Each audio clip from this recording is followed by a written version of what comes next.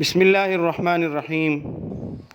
ایک عورت اپنا واقعہ بیان کرتی ہیں، کہتی ہیں کہ میرا ایک اکلوتا بیٹا تھا جو کسی بات پر گھر والوں سے لڑ جھگڑ کر وہ گھر چھوڑ کر چلا گیا۔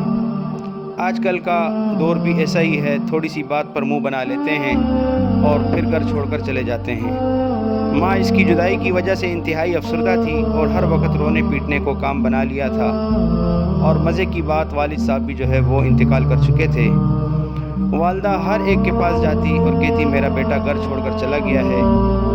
اب یہ نہیں پتا وہ خود گیا ہے یا اسے کوئی لے گیا ہے۔ اللہ رب العزت سے دعا کریں کہ میرا بیٹا صحیح سالم گھر واپس لوٹ آئے۔ والدہ بیان کرتی ہیں کہ میں گھر میں اس کی یادوں میں گمسم تھی کہ اچانک دروازے پر دستک ہوئی۔ میں نے جا کر دیکھا تو وہاں ایک فقیر کھڑا تھا اور کہہ رہا تھا بھوک سے حالت بری ہو رہی ہے، مجھے کھانے کے لیے کچھ دو۔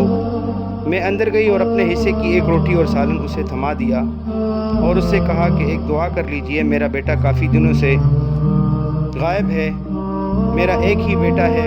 فقیر نے دعا کی کہ یا اللہ اس عورت کے بچے کو اس کی طرف صحیح سالم لوٹا دے۔ کچھ عرصے کے بعد اس عورت کا بیٹا لوٹ آیا اور اپنی والدہ سے کہا مجھے معاف کر دیجئے، میں نے بہت بڑی غلطی کی۔ والدہ نے کہا میں نے تجھے معاف کیا، اللہ کا شکر ہے کہ مجھے میرے پیارے اللہ نے میرا بیٹا واپس لوٹا دیا۔ اس کے بعد بیٹا اپنی ماں کو اپنے واقعات سناتا تھا کہ میں ان دنوں میں کافی مشقتیں جھیلتا تھا اور ایک مرتبہ تو اللہ رب العزت نے مجھے مرتے مرتے بچا لیا۔ والدہ نے کہا وہ کیسے؟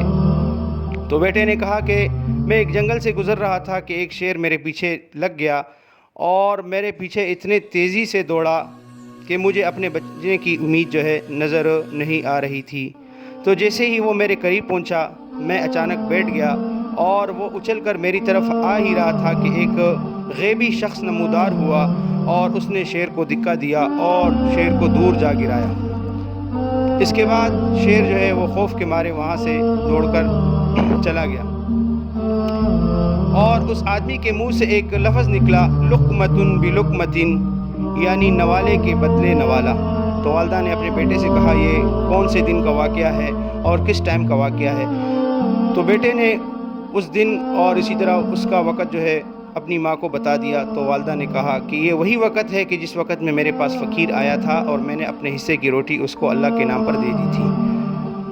تو یہ ہے صدقہ۔ صدقہ اللہ رب العزت کو بہت پسند ہے۔ صدقے سے اللہ رب العزت تمام مصیبتوں کو ٹال دیتا ہے، اور اسی طرح صدقہ انسان کے لیے آگے کی زندگی میں آنے والی مشکلات ہوتی ہیں اس سے اللہ رب العزت اسے محفوظ رکھتا ہے۔ السلام علیکم ورحمۃ اللہ۔